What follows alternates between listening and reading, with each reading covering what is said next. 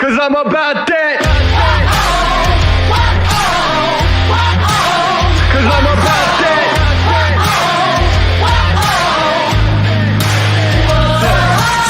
I'm about that come up, running up on them fools that are talking foolish. Try to get them funds up, killing them mics just like I ran in jewels. And y'all gonna get done up front, knowing that kid with an attitude. But you can't really blame this motherfucker, so what he had to do. I'm about that cash flipping, I'm getting it on and off the market. Not about that VIP, not me, not never been a fan of carpets. All about that RIP for all of my Jesus gone departed. All about that finish, what I started, I'm about that. Top down, like you're not ready. We ride, we're about that. So high, we see the whole city. We own the night. Down, like you're not ready. We ride, we're about that. So high, we see the whole city. We own the night. Know that I'm about it, want a man I can bring the drama. But it ain't by chance I'm fucking rapping, you don't really want a problem. Made a little cash in the back end, but still rapping, calling me starving. Yeah, y'all gonna ask who the man is, whole fam gonna be like, beg your pardon. I'm about that. Top down, like you're not ready. We ride, we're about that. So high, we see the whole city. We own the night. Down, like you're not ready. We ride, we're about that. So high, we see the whole city. We own the night.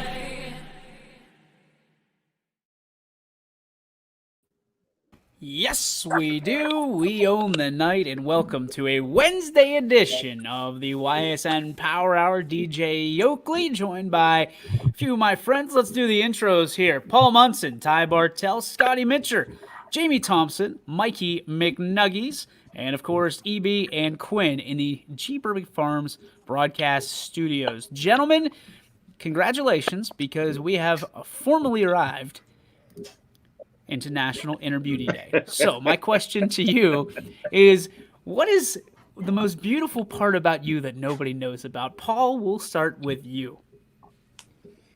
My humor. My humor. Nobody laughed at that. I don't care. You either get my humor or you don't. All right.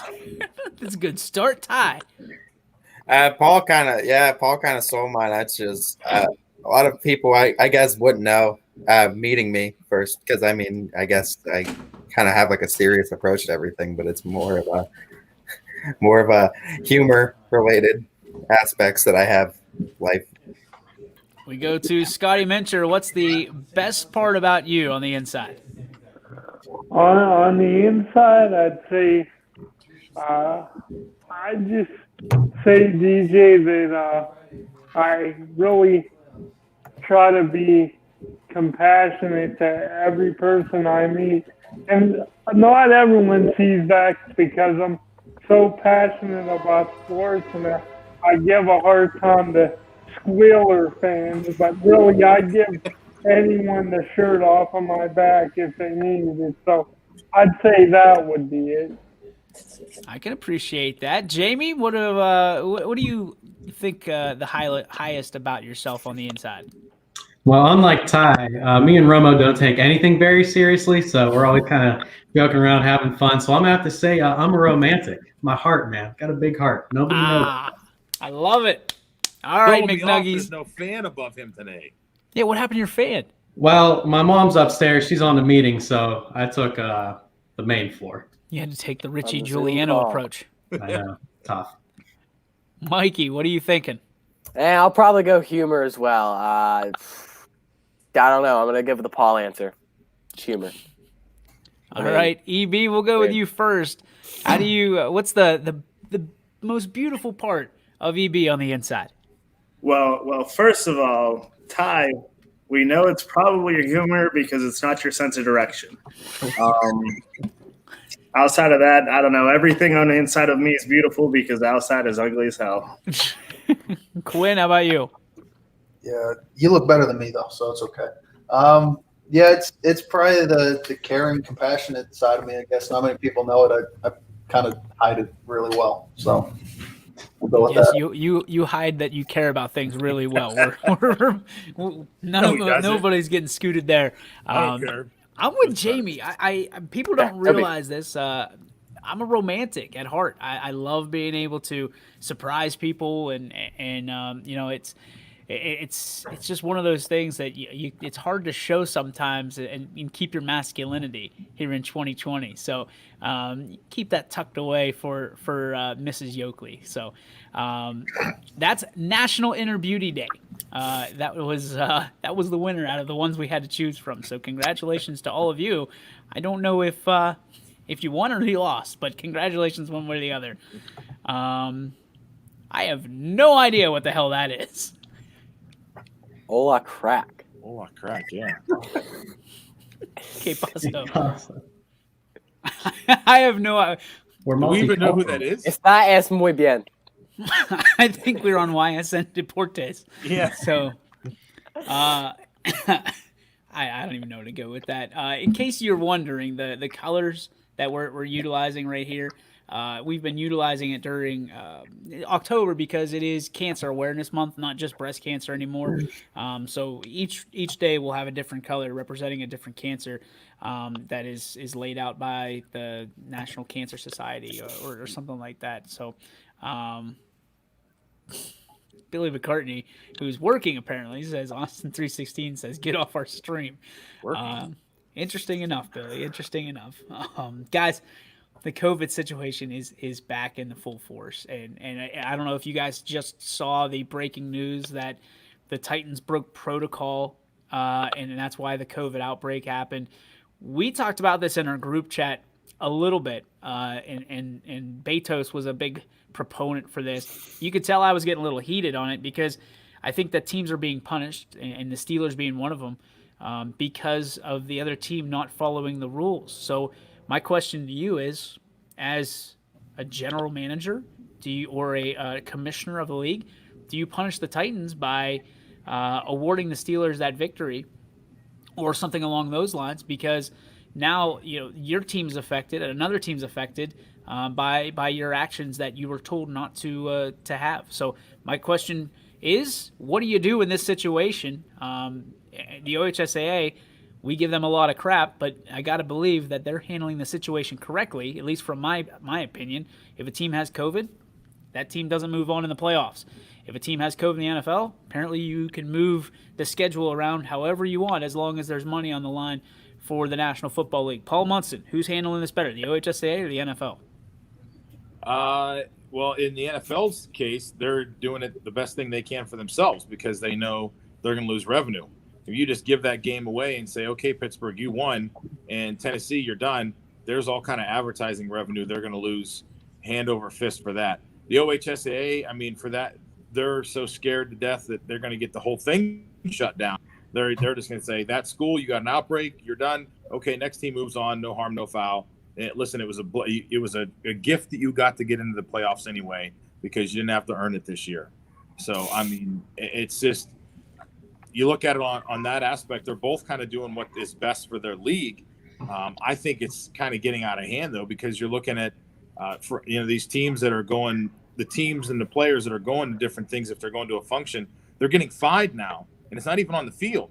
I mean, the coaches, for one, are all getting fined, $25,000, and the team's getting fined money because if they're on the sideline. I think it was coaches might have been upwards of like 100,000. Teams were 250. Okay, because instead of having their mask up, they're having it down around their chin, and it's not on their face, and it's all over here, and they see that on TV, and they're like, "Oh, fine, we're going to fine you." And then, like I said, the players who went to some functions outside of there, they got fined because the NFL come to find out, oh, they were at this function and they didn't have their masks on, so it was a fine for you.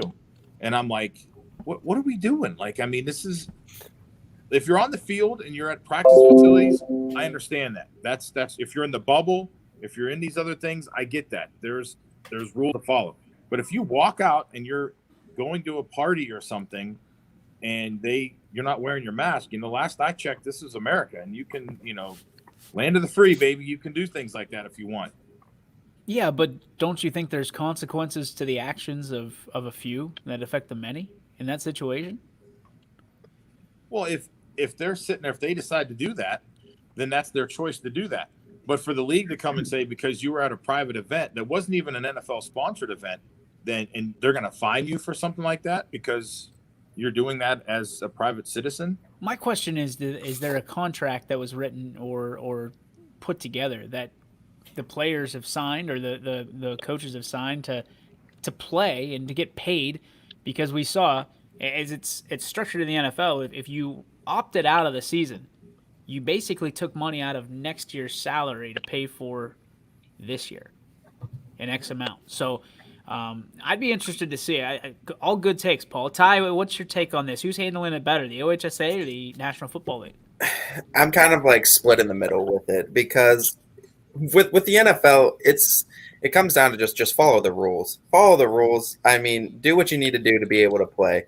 I don't know if I would necessarily give the Steelers a win. I don't know if that would be my first rule of order because if it's a few people that went out and did it, I don't know if I believe in punishing the whole team right off the bat, especially like imagine if it's like your 6th or 7th string wide receiver that's riding the bench right now who went out and got it. I don't know. I like the approach of seeing if the Steelers want to play it and they're okay with rescheduling the game and they both agree to rescheduling it, I'm all right with that. But if it was a situation to where, yeah, we can't reschedule this game, there's not really a week or a day that works for either of us. Yeah, I mean, give the Steelers the win then at that point. But I think you should try to at least get the game in if possible. What are you giggling at? Scotty, you awake? It looks like you're falling asleep on us, buddy. Oh, I'm always awake, man. Like you're you next. passed out So for a what's minute. He's like, oh, this damn talk is boring. I'm out of what's your take, Scotty, on how things are being handled with COVID in the NFL and with the OHSAA? Yeah, well, the NFL, I mean, it doesn't surprise me. One thing I give them credit for and Roger Goodell credit for is he's able to stay relevant 365 days a year and 24/7. But they've also botched so many things here. And I think the OHSAA is handling it better. But I think when you're the NFL, there's such a cash cow. They don't want to lose out on that almighty dollar. But I mean, every team, like, they had to go over this before the season, knowing we're in the middle of a pandemic. So, yeah, they can choose to go out and do things and go to a party. It is America, but you got to know the consequences. I think the NFL should come down harder on the Titans. They have to, in my opinion. I can respect that. Jamie, your take. Well, really, the OHSAA should be handling it better. I mean, isn't it easier to control 16 to 18-year-old kids than it is grown men that have been and continue to make decisions for themselves basically their entire lives? I mean, we saw a problem with the MLB. Obviously, you're going to see a problem with the NFL. There's more players, and you have these gigantic personalities. I mean, people like Odell Beckham, just to say, we'll put him out there. He's a personality. He's going to go out. He's going to do whatever the heck he wants to do. It doesn't matter what you say. You can find him if you want. He's got the money to pay for it. I respect that. That's a great take. McNuggies, your thoughts? Yeah, Odell's probably going to go party on a boat in Miami this weekend. Who the hell knows? Here we go. But I think the OHSAA is handling it better with their protocols for if a team contracts COVID. Now, for the forfeit thing in the NFL, first option is probably not to forfeit, but when you automatically are going into an investigation into whether the Titans knowingly broke protocols or not, which we found out that they did, that then at that point you say, forfeit's got to be on the table. The Titans signed up for these protocols. All these players signed up for the season knowing the protocols in place, and they willingly and knowingly broke those protocols, and now they have an outbreak in their team, and it's cost the Steelers a bye week. Could cost the Buffalo Bills this upcoming week, which I believe that game should be a forfeit because Titans 2 more positive tests. That's looking pretty doubtful that they even play that game. But when you go into an investigation and find out that the Titans knowingly and willingly broke protocols, yes, forfeits are 100% on the table, but the OHSAA is definitely handling it better in terms of what happens when a team gets an outbreak. We're going to sweep back to that, Michael, in a minute. I'm anxious to get EB's take because he had an interesting, really an interesting quote when we were doing this in our group chat. EB, kind of talk through your the way you would handle it and how the NFL is handling it.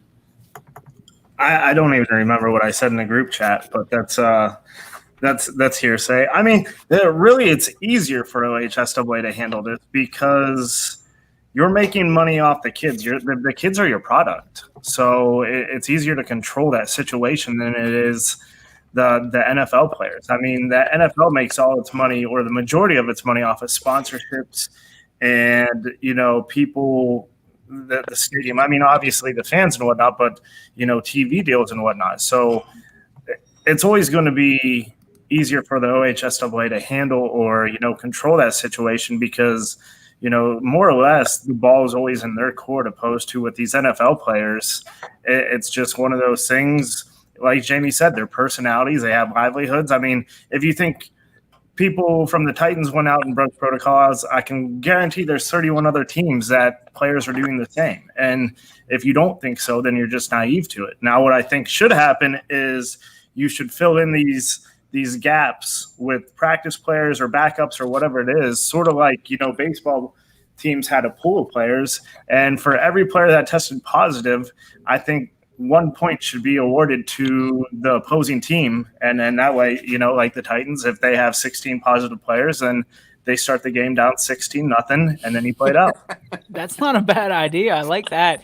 The quote I was referring to is you said, play it like an injury. I mean, if Right. the guy has COVID, just put him out. He's registered out, and you play the game.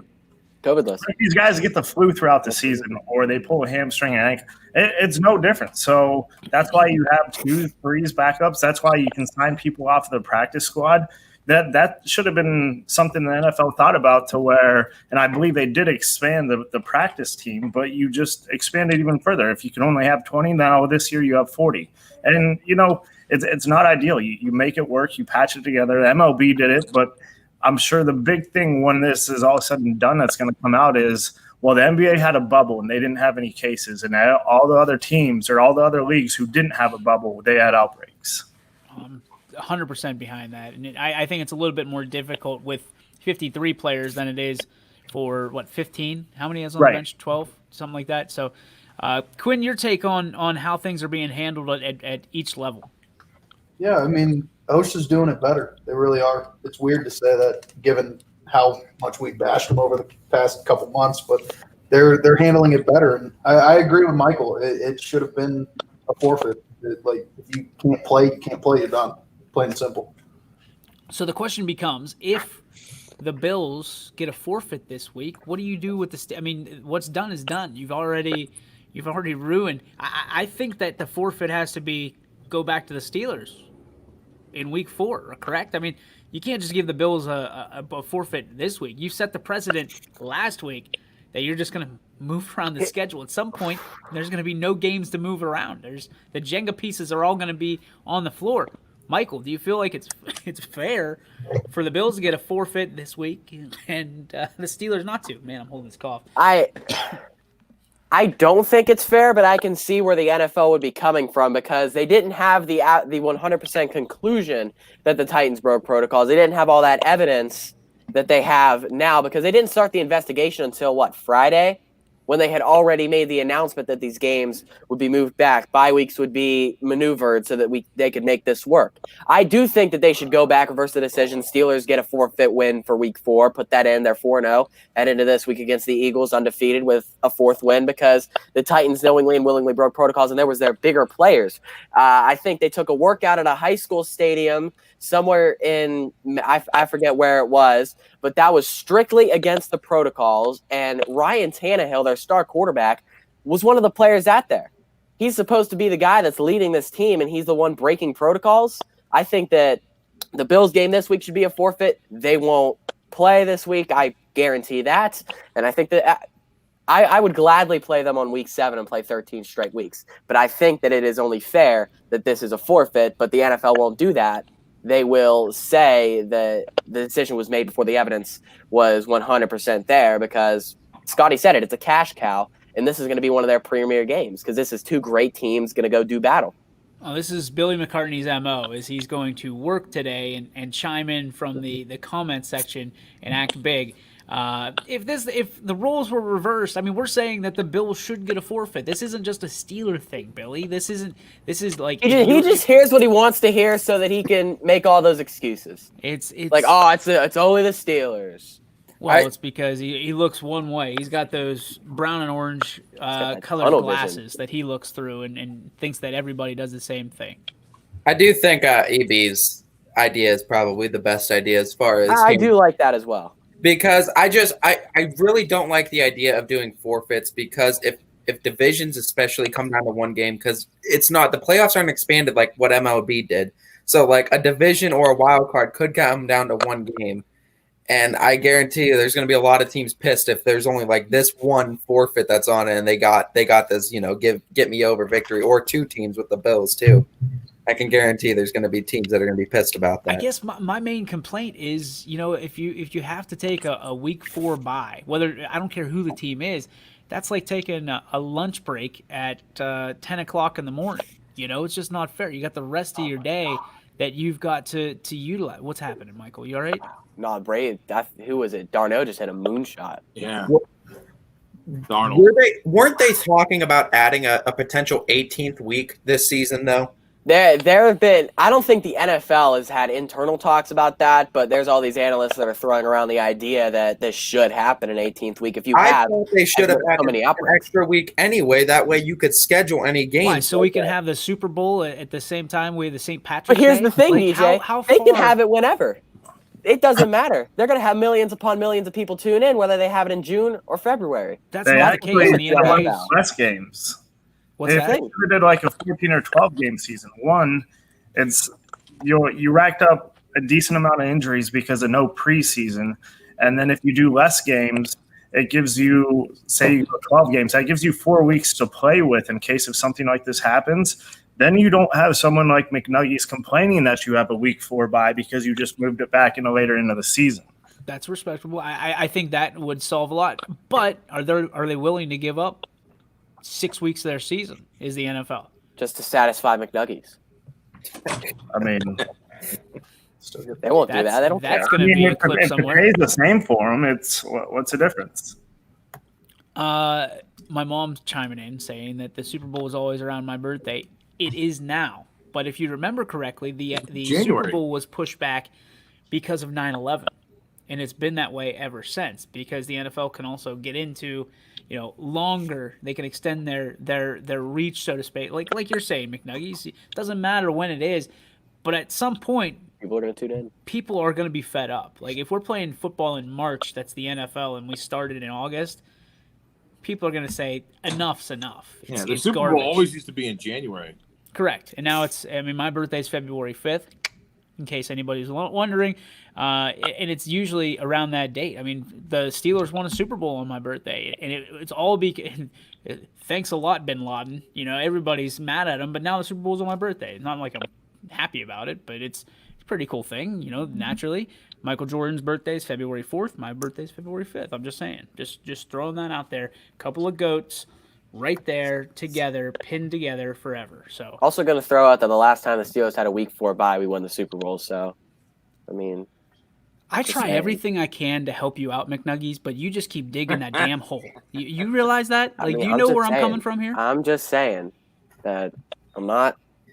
What is I'm that? for bye. What stat? What kind of stat is that has any relevance?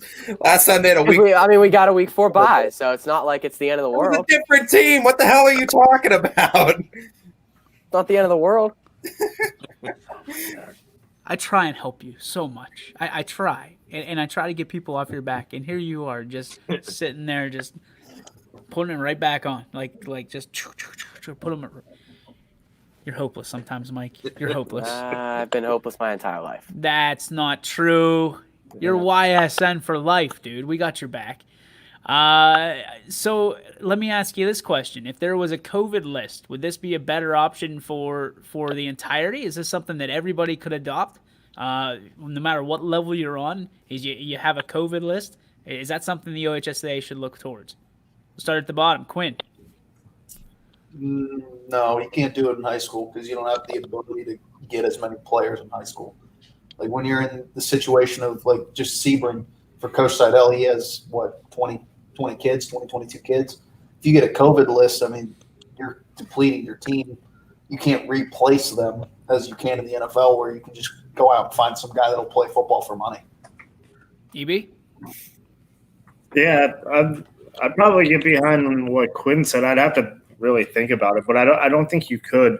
You might be able to at the bigger schools like the D1, D2, but even I mean if you look at just football in general right now, like Columbiana has 28 kids, Coach Seidel 23. You have some teams that have only 15. So in general, it would just be too tough. McNuggies, you're up. 100% with that, because the COVID list isn't just people who've got COVID. They contact trace it. And you look at, okay, this kid tested positive, and there are 2 other players we have that are in third period with him. They got a quarantine as well. Now you're down to 20 kids. And then you got 2 more that test positive that are in a class with 5 other players. Then you got 7, and you don't even have enough to play a full game. It's the contact tracing of the COVID list that would make this not feasible at the high school level with Ocean. So let's change the narrative here halfway through, Jamie.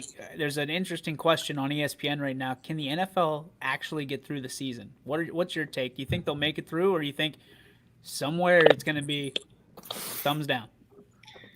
I mean, my heart is hoping 100% that the NFL can persevere. I mean, I'm an NFL guy. I love college football, but NFL has always been my number one. But the MLB got it done, and I think the NFL in its entirety, they're just so much better than the MLB as a league. I think the NFL can find a way to just persevere, just push through. I mean, there's a whole bunch of guys out there that haven't made teams, haven't even made practice squads. And if you get to the point where we're just cutting guys left and right, go out and pick one of those dudes because they can still play.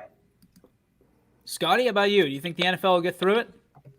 My head tells me yes, DJ, they will get through it.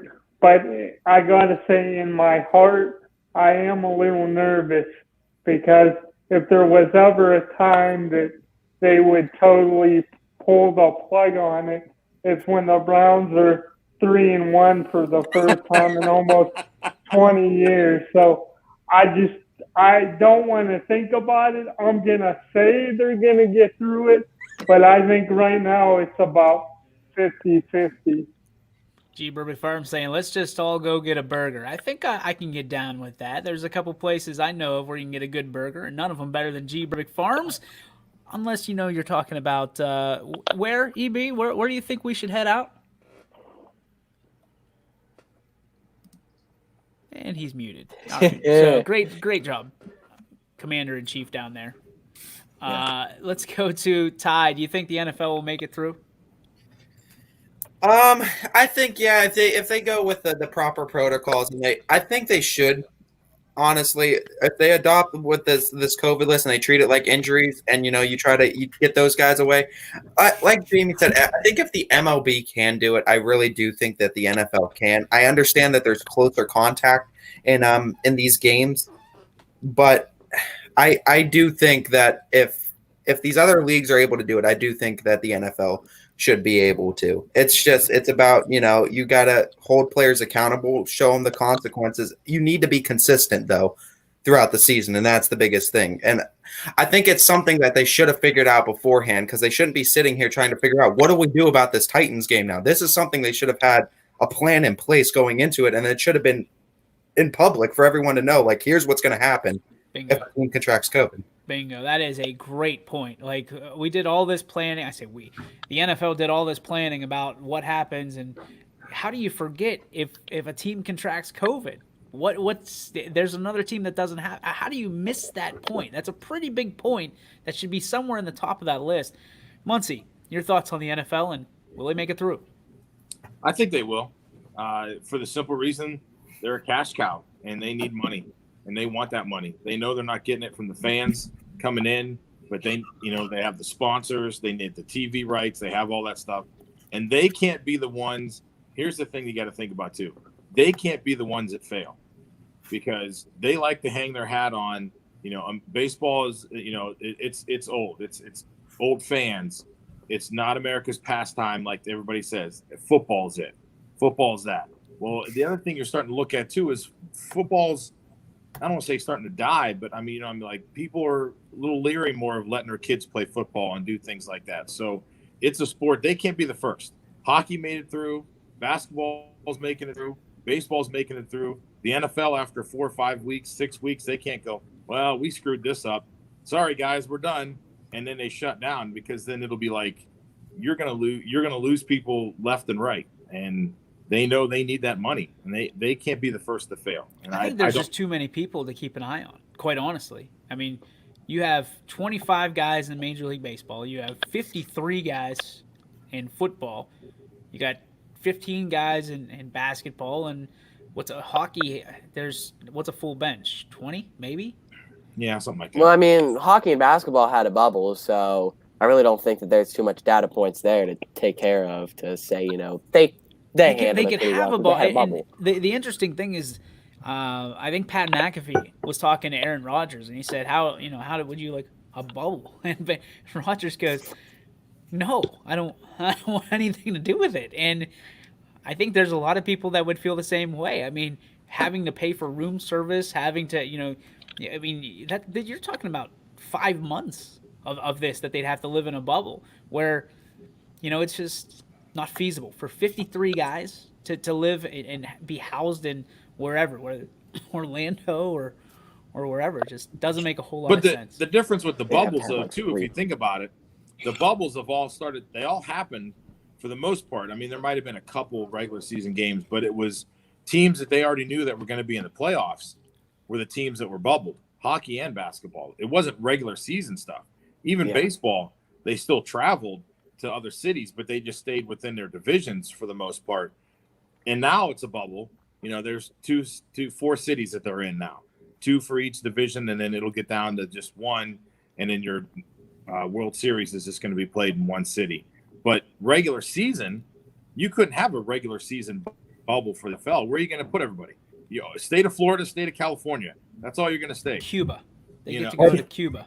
You make a great point there, Paul, because that's exactly what I was going to say. You got 32 teams, 53-man rosters, not accounting for the coaches and, everything else that goes into those teams. There's way too many people that you can't fit that all into. Island. They're just going to buy Fight Island, and everybody's going to play there just all day, every day. Yeah. Games start at noon, 4, 6, 8. Highlander style. Like games all night. What's the dome? I forget it. 2 men walk in, 1 man walks out. That's Thunderdome? The Thunderdome. There it is. So that's the way the NFL should do it from now on, and just literally kill each other. You play with weapons. That's the way it should go. We're gonna take a break. When we come back, still a lot to talk about. We're trying to step away from COVID. We'll talk about this Cleveland Browns team. Are they for real? Should Steelers fans shut up? We'll find out. I'm sure Billy Mack will have something to say about it. All that and more when we come back on the YSN Power Hour, brought to you by G. Hello, I'm Greg Burbick with G. Burbick Farms. For the last 100 years, my family has farmed in the Columbiana and Mahoning counties. I began raising cattle in 1996 with the goal of providing a better product for you and your family on the dinner table. Our grass-fed and grain-supplemented Black Angus beef are raised with no hormones, steroids, or antibiotics. We're known for our hometown-friendly service and incredible tasting products. We're locally owned and have customers across the tri-state area. Our products go from our farm to your family. Stop by our farm on New Buffalo Road or visit us on the web at gburbickfarms.com. Don't forget to like us on Facebook. G. Burbick Farms. It just tastes better.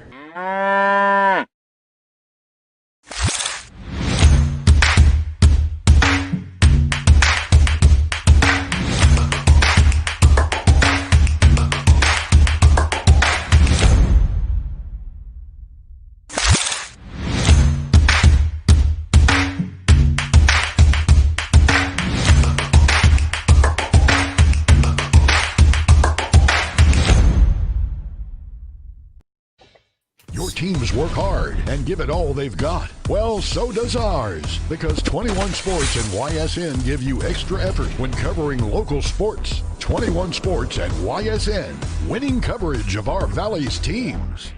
Planning a project around your home or rental property? Trust the electrical service to the local experts with 62 years of serving the Mahoning Valley. Joe Dickey Electric is your local go-to source for responsive, reliable residential electrical work. From everyday maintenance and repairs to new installations, electrical upgrades, and safety inspections, no job is too big or too small. Call Joe Dickey Electric today, 800-549-3976, or visit DickeyElectric.com. That's DickeyElectric.com. Myers Family Insurance knows the importance of a great team. Our team continues to grow to help you with your Medicare and retirement needs. The annual election period is here, so it's all hands on deck to make sure your plans still meet your needs for 2020. Call us today. Pretty interesting story on ESPN right now about Patrick Mahomes and a little bit of a mental lapse in having contact with Stephon Gilmore, the Patriots defensive back who contracted the virus. I know we said we were going to try to step away from this, guys, but what would it mean for the NFL to have their franchise player, the face of the entire league, go down with COVID? And especially this is a great opportunity for Anthony Hartwig to chime in if he's out there. What would it mean for the Chiefs to lose their number one quarterback for any length of time? McNuggies, you're the resident expert on this stuff. Tell us about it. I think that's a low blow and a shot in the face. I don't know what to say. That would be huge. I mean, obviously he's the face of the NFL, and we talk about it all the time. What player is it going to take to begin the true discussions about ending of the season? It's this Titans outbreak and your face of the franchise guy, Patrick Mahomes. If he's the guy that gets it, that's when the internal discussions about putting a pause on the season begins, because you're not putting the face of the NFL on TV. Nobody's going to be able to see him on Sundays, Thursdays, Mondays, whenever he has to trot out onto the field. And that, I think, would possibly be the first true domino that might fall in the beginning of putting this thing on hold. I mean, that's huge. They got to get him tested immediately. Is Gilmore not a big enough name? I know he's not Pat Mahomes, but I mean, that's the franchise player in the Patriots organization right now, right? He's the guy in New England. Is that not a big enough name to lose for people to say, well, maybe what are we doing this for? But Paul, while we were on break, I started thinking about this. You brought up the advertising dollars. You brought up that Scotty brought up being about the cash cow. One thing we're missing is the sports betting and how much Vegas lost during the 6 months of the true pandemic of COVID. Do you think Vegas, and I say this tongue in cheek, do you think Vegas and the sports betting has anything to do with the NFL trying to play these games as much as possible, given how much people bet on NFL games? Paul, to you. Guaranteed. They're going to have something with that, especially since there's sports betting in a handful of cities, and it's going to start in a handful of states, and it's going to start spreading, and hopefully get here into Ohio soon. You start having that stuff happen, and you're going to start shutting those down. I mean, that's millions, if not billions, of dollars of revenue there too. So if you start shutting that stuff down, I mean, what are they going to start betting on? Twiddly dinks and stuff. I mean, you can literally bet on anything. We learned this in our own kind of four doors here. I mean, look at the Super Bowl. You can bet on everything. How long's the national anthem going to be? Coin toss. Who's going to make the first tackle? The light's going to go out. Yeah, I mean, everything. So you take that off there, because I guarantee if you looked at it, NFL betting is the largest amount of money bet in Vegas probably yearly. Because McNuggy's going to eat about 10 chicken tenders tonight. Sports wise, I bet NFL is the top, and they lose that. I mean, that he already was suffering when it got shut down. I have a couple friends that live out there, and they said it was like a ghost town out here. Casinos were shut down, restaurants shut down, and that's what they live off out there. And he's like, it was dead. Here is something to talk about, since there's not a whole lot of sports news going on. We oftentimes talk about G. Berwick Farms and some of the places that we go for tailgating, things of that nature. What is your number one go-to for tailgating? Like if you're looking for a nice tailgate, what's the one food you're looking forward to, or a plethora of food that you would say, especially this time of year on a Friday or Saturday night in OHSAA, if you guys were having a tailgate, what would you have at your tailgate and why? Jamie, let's lead off with you. Well, I've never been much of a tailgate guy, but I'm going to have to go with what we do here at the Thompson household. It is chili cheese dip.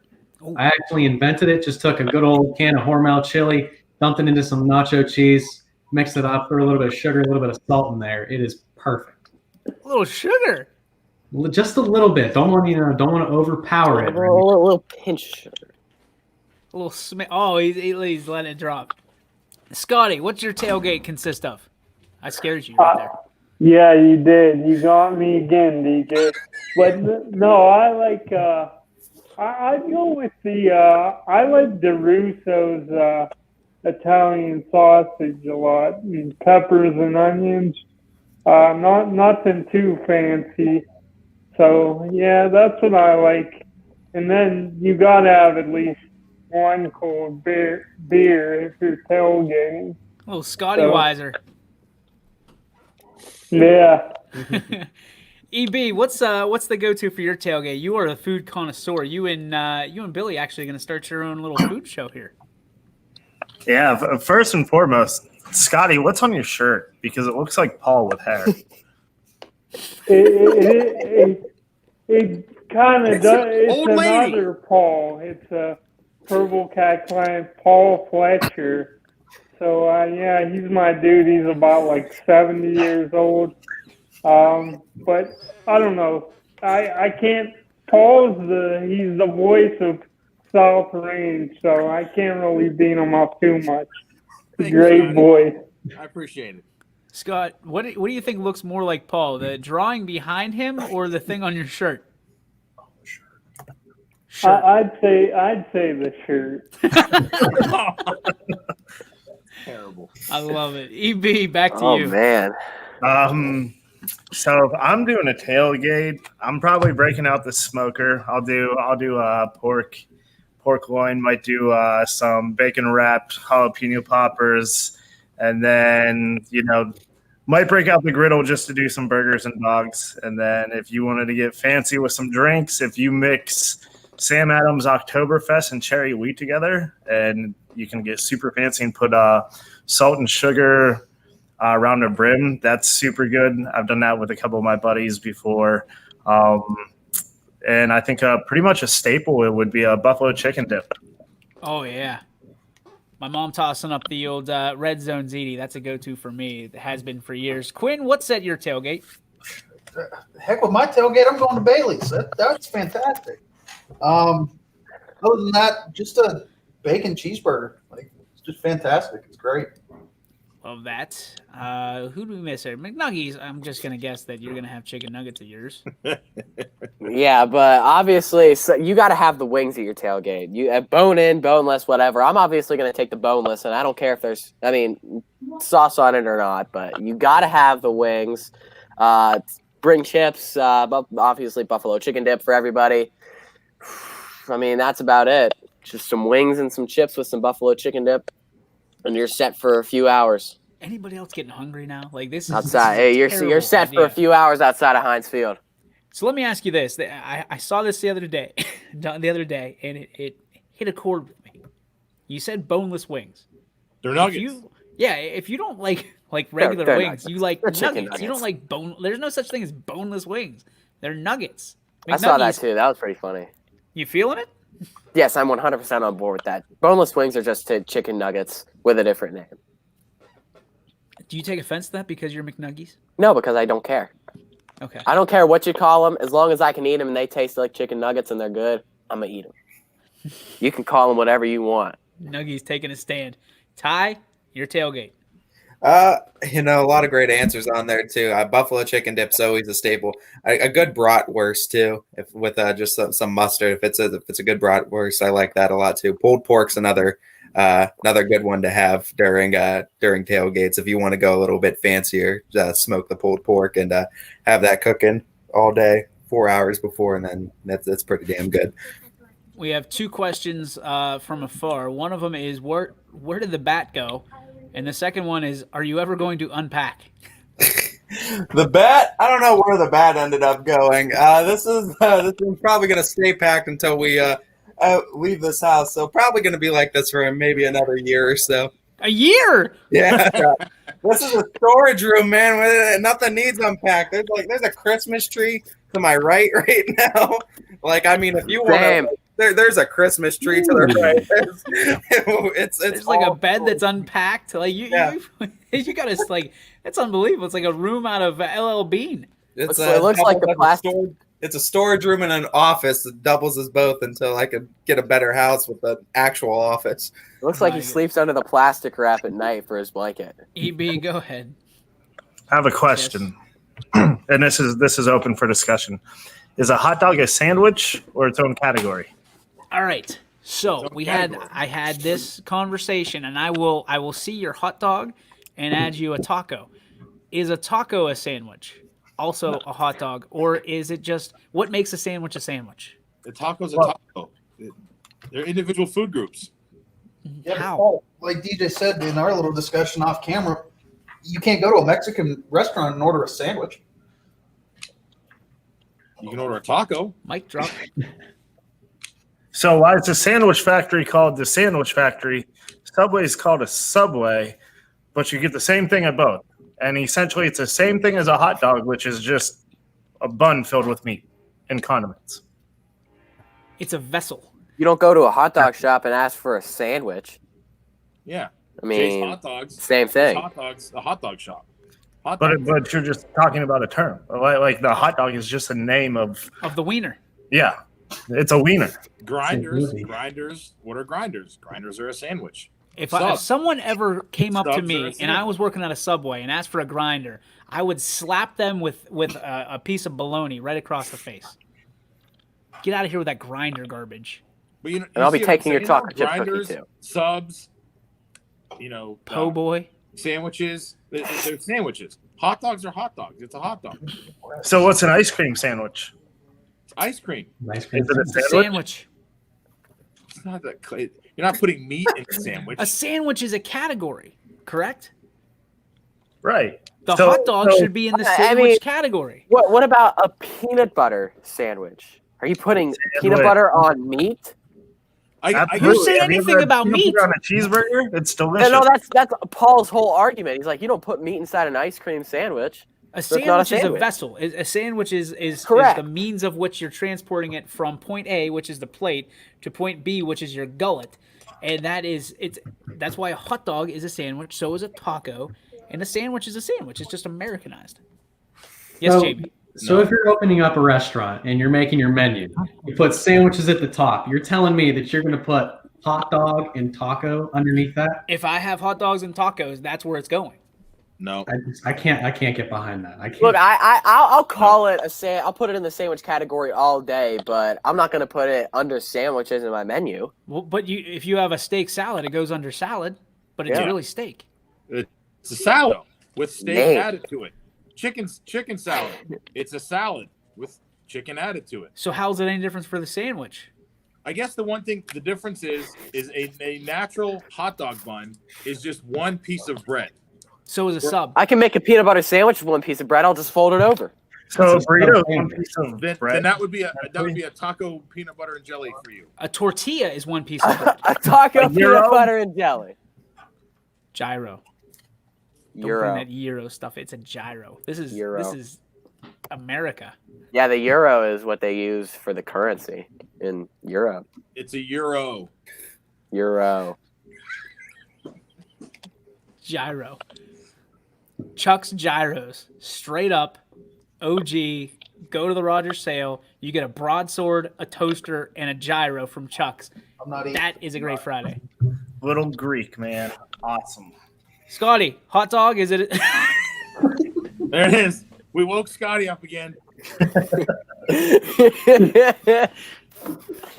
Scotty, go to bed. I have a jumping problem, so yeah, you got me again. Jeez, oh man. Oh man. Go to bed, Scotty. Go to bed. Go to bed? Okay, I'll just go to sleep. All right. Do you think that a hot dog's a sandwich? I mean, it's in a bun, which is bread and sandwiches. I mean, if you're gonna make a sandwich, you have it on bread. So, yeah, I could get behind that for What about sure. taco?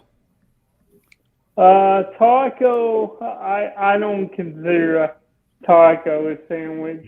No, because it's in a shell. I don't know. I just don't think it's the same thing. Is there any reason behind that? Like, is there a difference? I can't think of a reason, but just other than the fact that to me it's never been a sandwich. It's kind of its own thing. But Good enough. Yeah, can anybody legitimately make an argument that a taco and a hot dog is not considered or should not be considered a sandwich? I've argued with myself over this. I can't make a valid argument. It's only Look up the definition of a sandwich and see what Hey, you your mom chimed in and said Siri says it's a sandwich. So why don't we ask? Dynamite drop in. Did you look up the definition of a sandwich, Ty?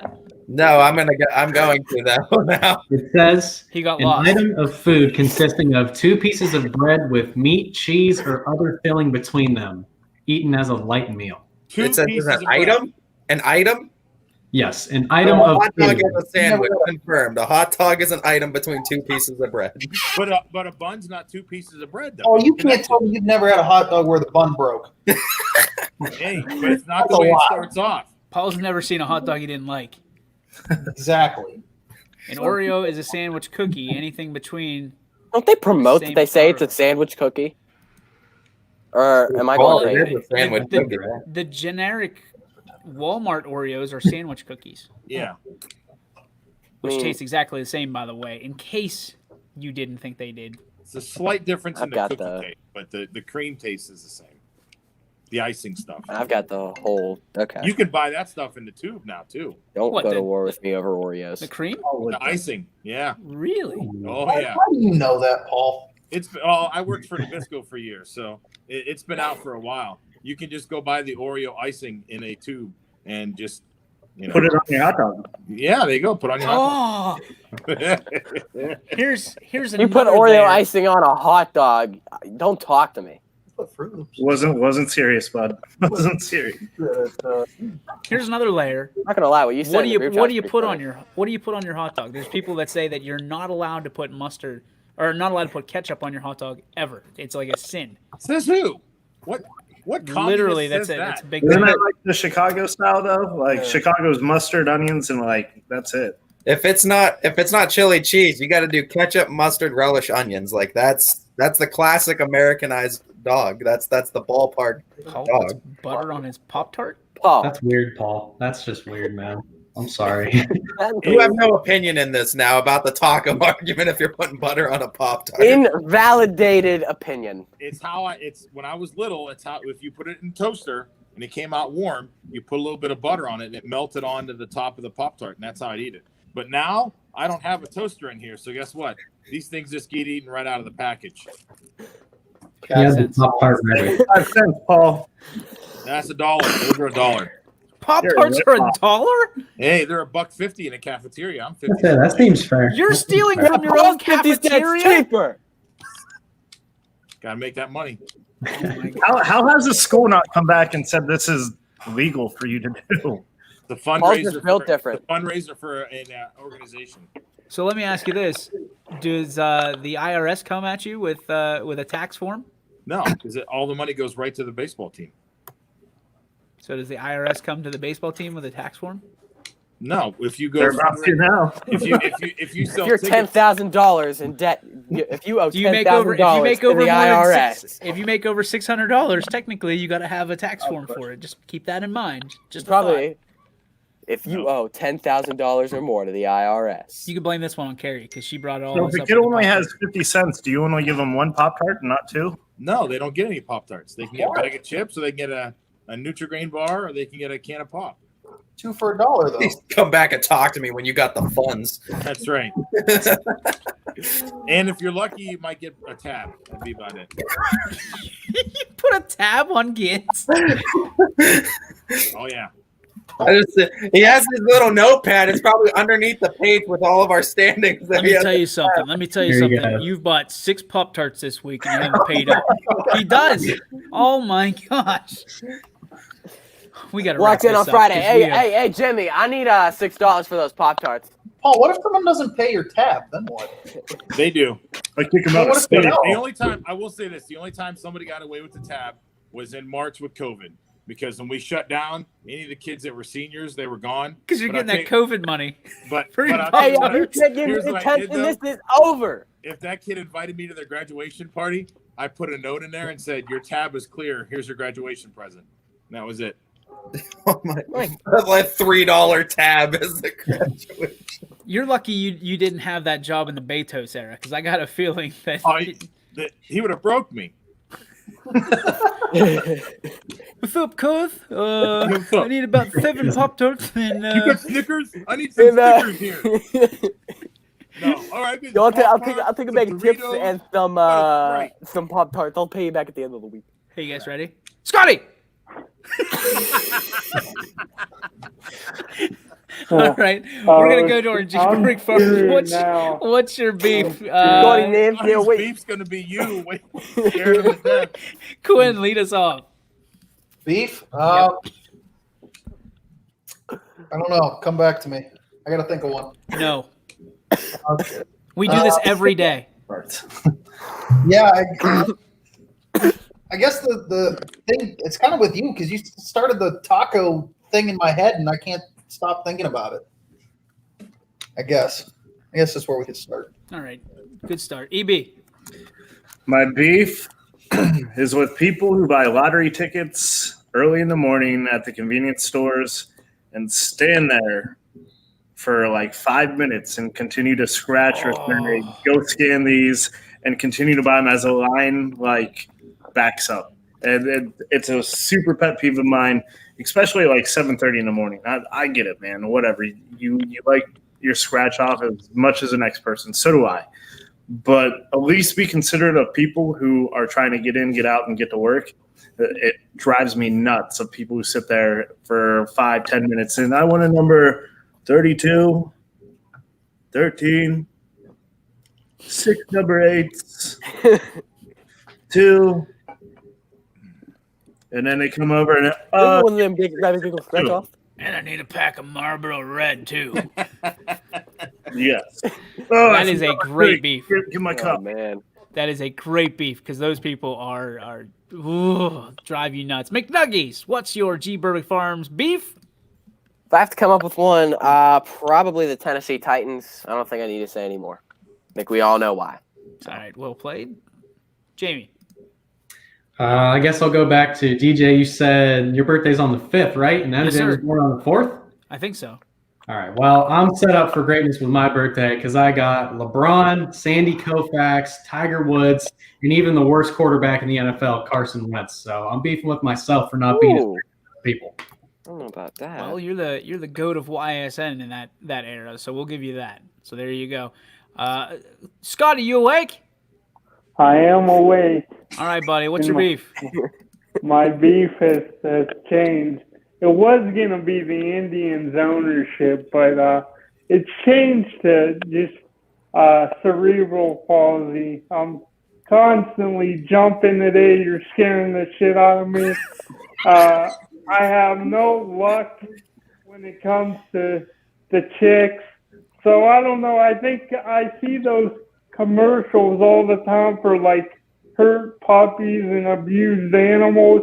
I just might start promoting myself in a commercial like that. See if any chick wants to have me over her place or something. I don't know, but I'm just. Are you talking about the Sarah McLachlan commercial, Scotty, for ASPCA?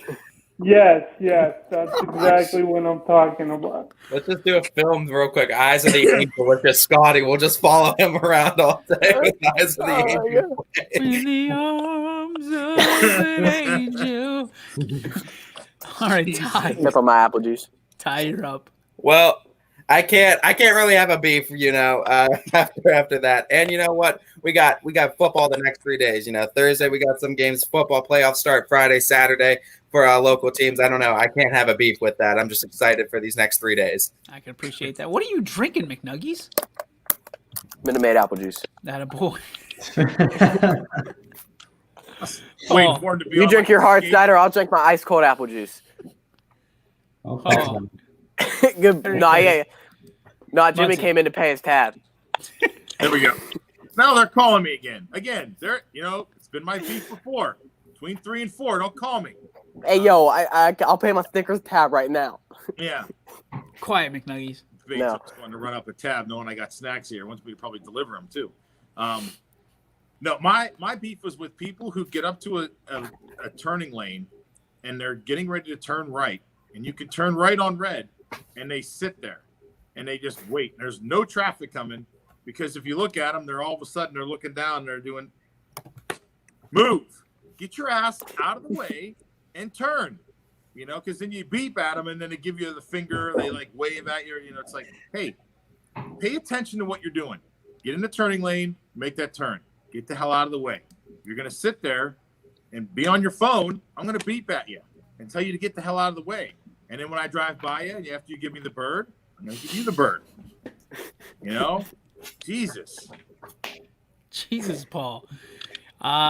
I have met a lot of people in my lifetime, and I've never, ever agreed with the person who, if you're standing in line at a convenience store or at a retail store or anything, if you have one item or two items and you're behind somebody that has an entire shopping cart full or buggy full, depending on which part of the area you're from, and they don't let you in to just get by, and you look at every single register is spoken for, like, that's a scumbag move.